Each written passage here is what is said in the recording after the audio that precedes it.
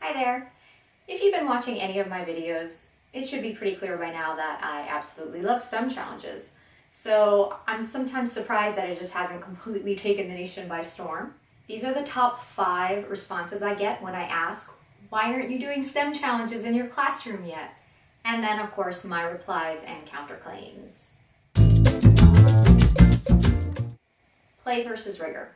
So a lot of times I hear teachers are concerned that their administrators might walk in as they're doing a STEM challenge and it would appear that they're just playing around. So first of all, play and rigor, I don't find those two terms mutually exclusive at all. There's been a ton of research that extols the virtue of play, but I get it, maybe your administrator hasn't bought into that yet, or maybe even you aren't quite so sure you believe it. So let's talk about it. It's true, not all STEM challenges are created equal. There are some that are more leaning toward crafts, which means they're a little too prescriptive, it's too directive, here's how you should make this tower, here's how you should make this bridge, or whatever, and it just shouldn't be that way. It should be a problem-solving venture for students to solve by themselves and with their peers. There are some STEM challenges that are maybe just on the fun side and miss out on all the rigor that you could incorporate. So what I want to let you know is the rigor is completely up to you as the facilitator of the challenge. I will share 3 ways with you. You can make sure that your challenges are full of rigor and fun.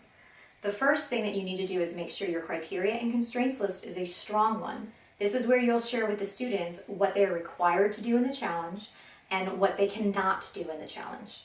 I would also recommend that you choose a simple challenge that correlates with some of your standards.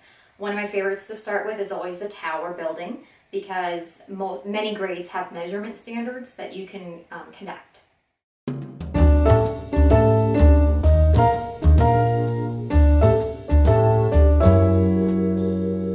Finally, make sure you leave time to discuss and reflect. A lot of the rigor happens here when the students actually slow down and think about the challenge and think about what they did and what other teams and groups did and what they could do to improve in the future. This is key to increasing the rigor. And all of this information I elaborate on in the 5 keys to STEM challenge success. I will link that video above. I would start on a Friday afternoon. That way, if an administrator comes through, you will feel less anxious and less pressure about doing something so fun. And just know that once you've done a few challenges and you have a few under your belt, it's going to be really easy for you to be able to see how the rigor is absolutely present in your STEM challenges, and you should be able to confidently speak to any administrators who disagree. I haven't really had any problems with that, but if you do and you want to send them my way, I'll be happy to talk their ear off.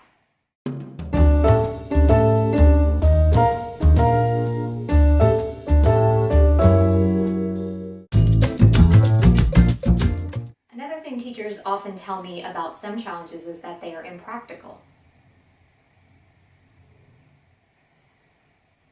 You know what else is impractical? Mapping the ocean floor, going to the moon. Love? A generation of students who can't think critically or solve problems? Okay, I might be being a touch dramatic, but most things that are great were at least at one time impractical, and I don't even think that STEM challenges are impractical. All right, I'll concede that STEM challenges can be chaotic, messy. You might be concerned that the materials might cost you too much. So let me just give you a couple of tips about those 3 things. Your goal for materials should be things that are super cheap or free. Ideally, you'll be able to get some parent donations. I do have a parent letter that you can use and it's editable. I'll link it in the description below. If you're concerned about mess, I do have a few tips for you. First of all, make sure in your lesson plans you allow 5 to 10 minutes for cleanup at the end of any STEM challenge. You can also assign classroom jobs to have students help with materials management, or you can give extra credit to students if you don't have classroom jobs. Another thing I found really helpful is to play the game Magic Spot. I don't recall where I first heard of this, it's not my game. But you select in your brain 1 or 2 things that are out of place in your classroom. So maybe you see a pipe cleaner that's fallen to the floor or something, scissors that need to be put away, and you select it in your mind. You tell the students we're going to play Magic Spot, and everybody in the classroom is organizing and cleaning up. The students who clean up the magic spot, or if you choose 2 or 3 magic spots, get some sort of prize. You won't believe how quickly your room gets clean when there's a prize for finding the magic spot.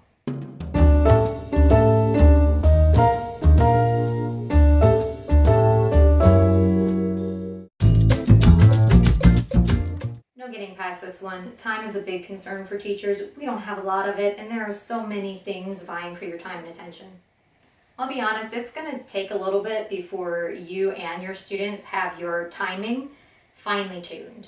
And when you first start, you're going to take probably 90 minutes for a challenge. If you're a secondary teacher, then you'll probably need to split that over 2 class periods. But once you get into the hang of how to do this, and your students do as well, you can knock out a challenge in 45 minutes to an hour, depending on the complexity of the challenge. But like I said, to get to that point where you're only taking about an hour for a challenge, it does take some experience. Like all things, practice makes better. Maybe not perfect. Top tips for maximizing your time: use a timer, have multiple iterations, and extend with cross-curricular connections. You want to use a timer in order to constrain students to their build time and also for discussion time. Now, you also want to be a little bit flexible. If the discussion is going really well, or if you think maybe 5 extra minutes of build time would be helpful, give yourself a little bit of wiggle room. Using multiple iterations at first blush seems counterintuitive because of course it's going to take more time, but there are a couple of great benefits to using multiple iterations. The first is that when students know they're going to have another chance to perfect their build, they're more likely to stop on the first build when you say to the first time, and do so without argument, which is a blessing. The second big benefit is that if you're going to have your cross-curricular connections, you want to be able to have students apply any of the lessons that they've learned in science or math or even English and social studies to the next iteration of your design. And the more bang for your buck that you're getting, the more worthy of your time the STEM challenge will be.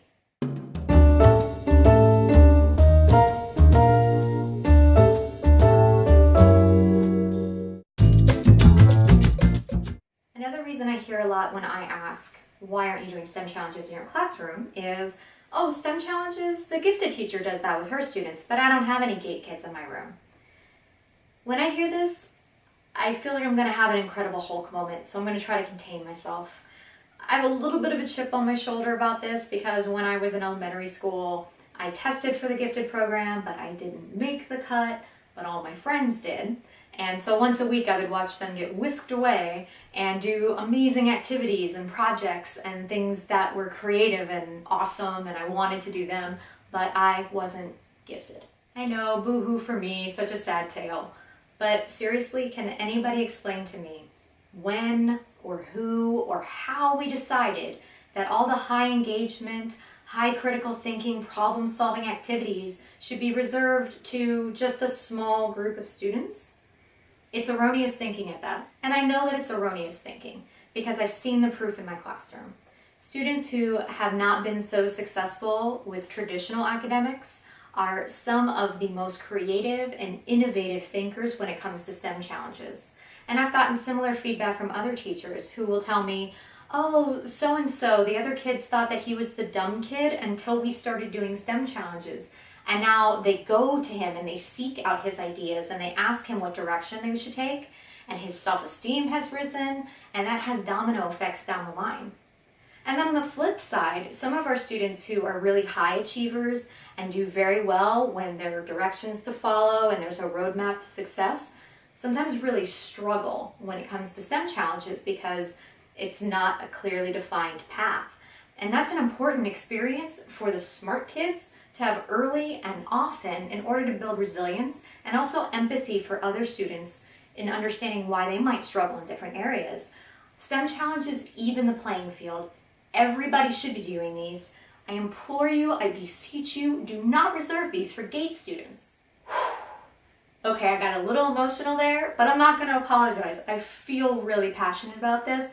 Make sure that you don't inadvertently stunt your students because they aren't gifted.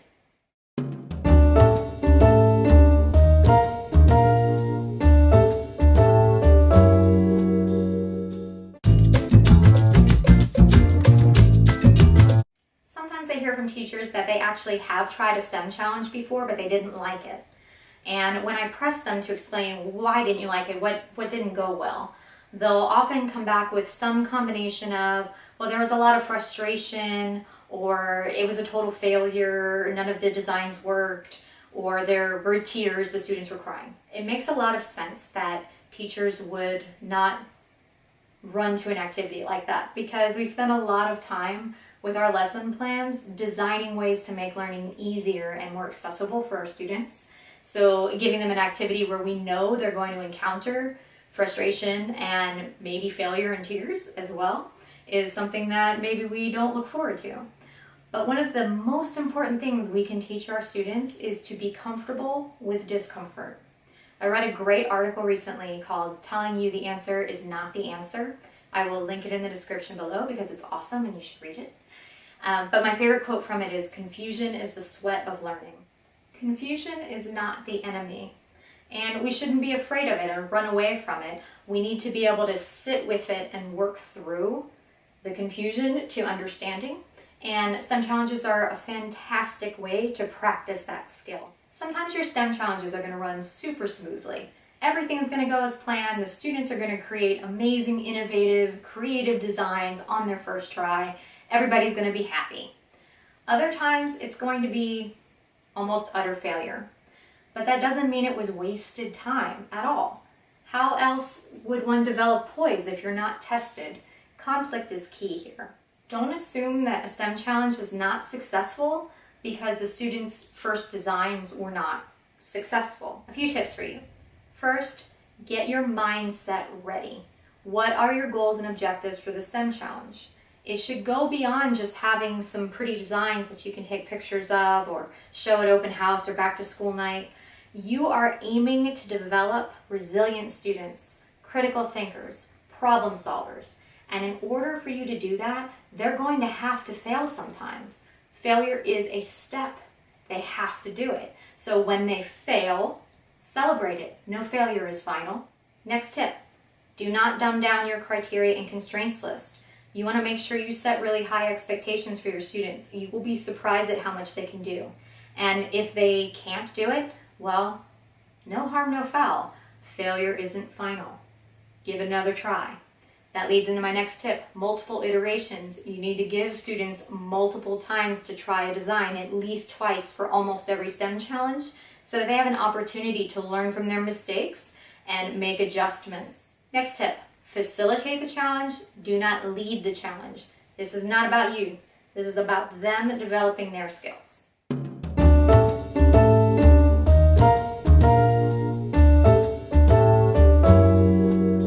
Well, I hope I didn't get too much on my soapbox. I just love STEM challenges and have seen how amazing they can be in the classroom for so many different types of students, and I just really want everybody to give them a try. I wrote more about this in a guest blog post for Minds in Bloom, and I will link that down below in the description if you want to find out more. You should also like and subscribe to this channel because I will be back every week with more STEM challenge tips and tricks.